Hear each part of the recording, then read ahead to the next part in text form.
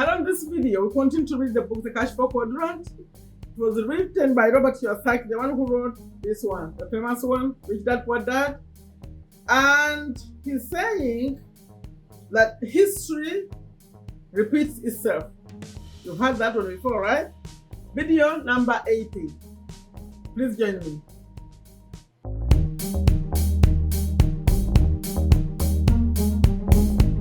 Hello, welcome to Take a Step to a Better You. In this video, we continue to read the book, The Cashflow Quadrant by Robert Kiyosaki. If you're returning, I appreciate you very much. Thank you, especially those who are regulars. And I think you'll be millionaires in your lifetime. That's my wish for you. And hopefully you subscribe and always leave a comment. Please always leave a comment. When you read this, leave a comment. That's how I know that the message is sinking in, okay?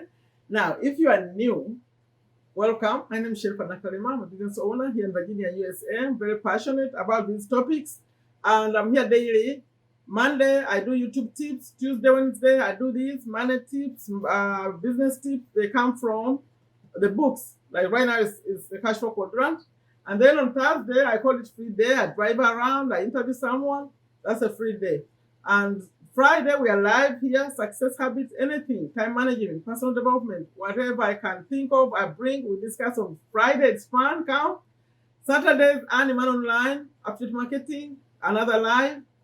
That's for specific people who are interested in those topics, like starting a business, online business. And then Sunday is motivation. Motivational day is Sunday. We just celebrated a good one. We had a good Sunday. I had the new people sent, because we're celebrating 13K on this channel. Thank you very much. So some of my viewers were sent in videos. It was fun. So that Sunday will be motivational day. Now, if any of that sounds interesting, please consider subscribing to this channel. And when you subscribe, the bell comes up. Click on the bell so you get notified when I have new videos, or you're going to forget this channel without the notification. And 6 days, it all happens at 9:30 a.m. USA Eastern Time, except on Sunday when I come later. And that's intentional for those people who miss out because of time differences. So Sunday, motivation will do it a little bit later.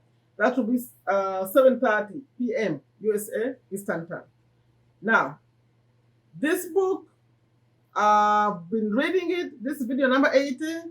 To get to all of them, starting from number 1, I have a link in the pinned comment, also in the description and the end screen. And audio is free for 1 month. If you want to audio of this book, link in the description. Go to Amazon Audible, and the physical one you can buy this one. The link in the description, Amazon.com. Okay, that's out of the way. Let's see what he's saying in this video number 80. He's saying history repeats itself. Let's see how history repeated itself. Okay. Robert Kiyosaki is writing. And he has a subheading. It was the best of times. It was the worst of times.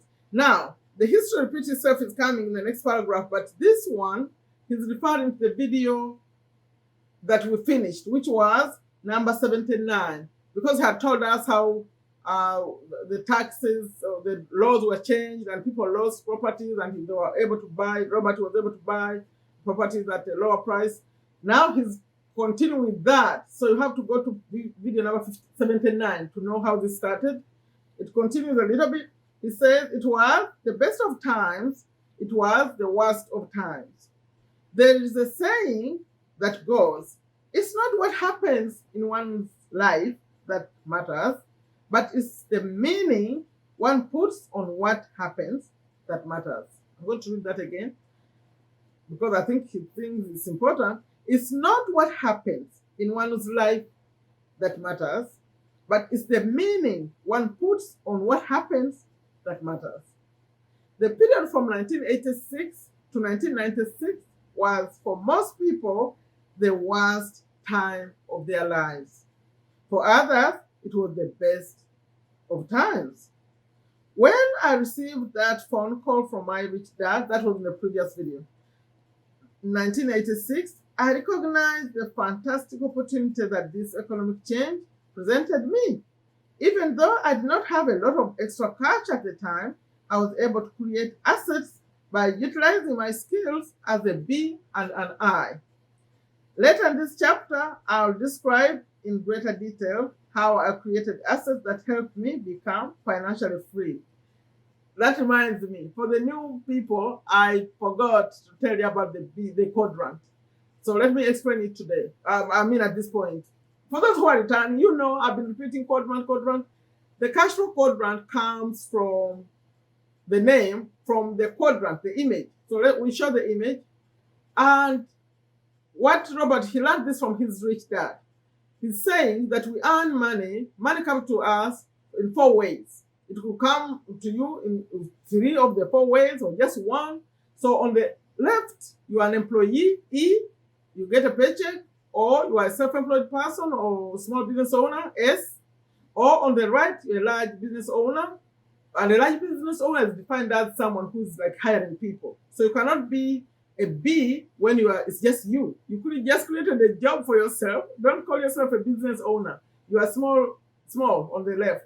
But if you are hiring people, you have money working, other people's money working for you, then you are B. And then I, those are investors. So that's the cash flow quadrant. Because he started saying the letters, I said, oh, I think I didn't explain it. That's the quadrant. So now he's saying that I was able to create assets by utilizing my skills as a B and I, meaning large business and investor. Later in this chapter, I'll describe in greater detail how I created assets that helped me become financially free. So I guess we're going to stick around until we finish this book to see how to hear all his secrets. Okay, one of the keys to a successful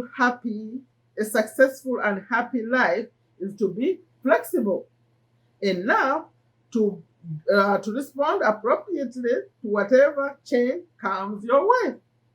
Unfortunately, most people are not equipped to handle the fast-breaking economic changes that have happened and continue to happen. However, most people are generally optimistic and have the ability to forget. He said it like it's a good thing, ability to forget. After 10 to 12 years, they forget, and then things change again. Remember, I titled this, I chose the title for the video. I chose History Repeats Itself. Now he is saying it right now. It's a title. Subtitle. History Repeats Itself. Today, people have more or less forgotten about the Tax Reform Act of 1986, the one he described in the previous video where people lost their things. Now, the E's, who are the employees, and the S's, they are the ones who lost most. I think if you haven't watched video 79, please, you have to watch it. It's just one step backward from this one. It's all a playlist. Once you get to the playlist, it's one step backwards, because that's where all this happened.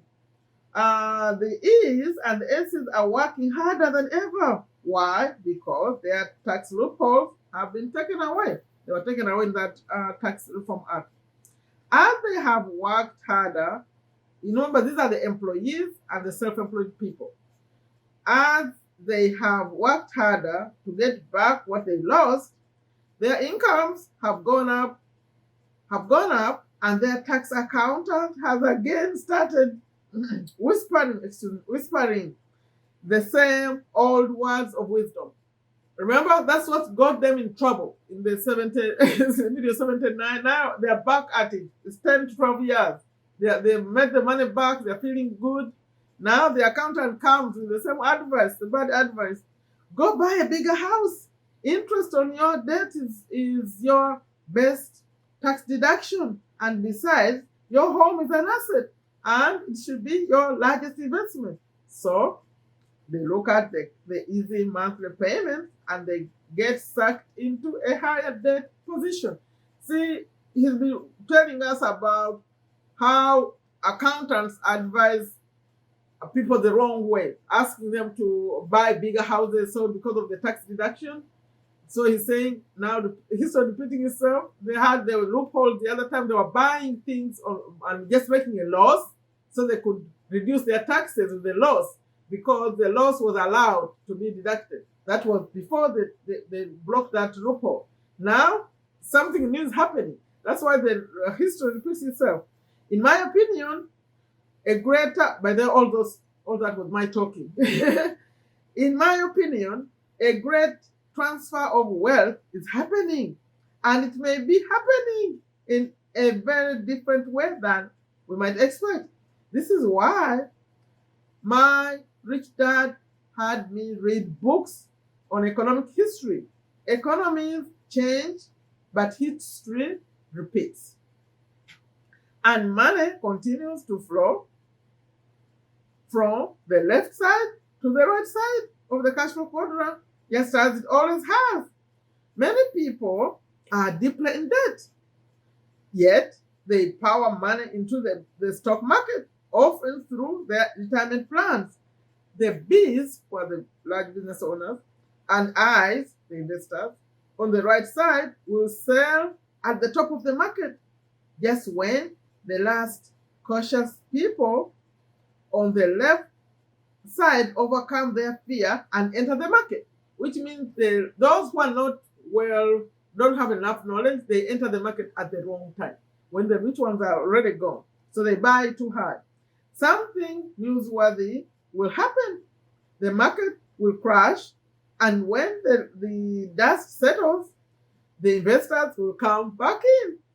They'll buy back what they just sold. Again, we will have another great transfer of wealth from the left side to the right side of the cash flow quadrant. It will take many years to heal the emotional scars of those who lost money, but the wounds will heal, just as another market is nearing its peak. And at about the same time, people will begin quoting Yogi Berra, the great New York Yankees baseball player. Is deja vu all over again. Anyway, we don't learn. I think that's what it is. Let's see how much I marked to how much left. Oh, still going a little bit. So he says he has a title here. Short title says it is a conspiracy. Often I hear people, especially the E's and S's, this time I just say later, the E's and S's say that there is some kind of global conspiracy held together by a few ultra-rich families who control the banks. These conspiracy theories have been around for years. Is there a conspiracy? I don't know. Could there be a conspiracy? Anything's possible. I know there are powerful families who control massive sums of money, but does one group control the world? I see it as one group of people on one side with one mindset, and another group of people on the other side with a different mindset. They are all playing this one big game of money, but each quadrant is playing from a different point of view and with a different set of rules. The big problem is that the people on the left side are unable to see what the people on the right side are doing. But the people on the right side know exactly what the people on the left side are doing. Witch hunts, that's another subtitle. Instead of finding out what the people on the right side know, the E's and S's often go on witch hunts. Only a few centuries ago, when there was a plague of something bad happened, when there was a plague or something bad happened to a community, townspeople would go on a witch hunt. They needed someone to blame for their plight.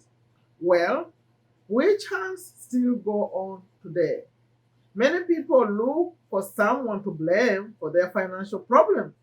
These people often want to blame the rich for their problems rather than admit that their own lack of information about money often is a fundamental reason for their struggles. Another short heading. Heroes become villains.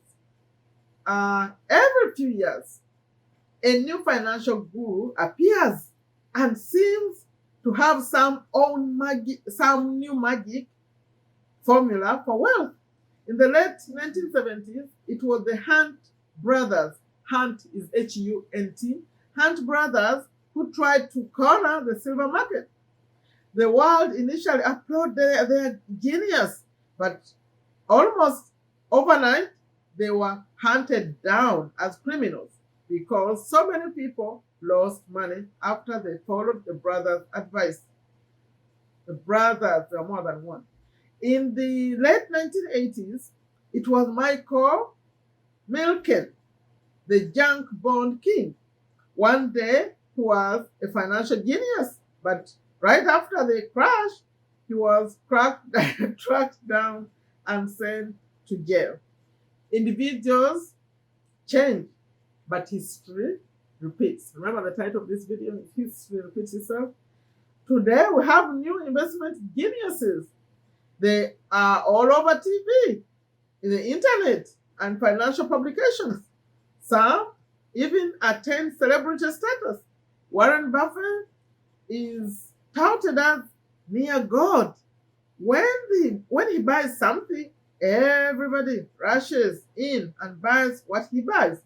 And when Warren Buffett sells, prices crash. Money follows him freely. If there is a major market correction in the near future, will today's financial heroes be tomorrow's hated villains?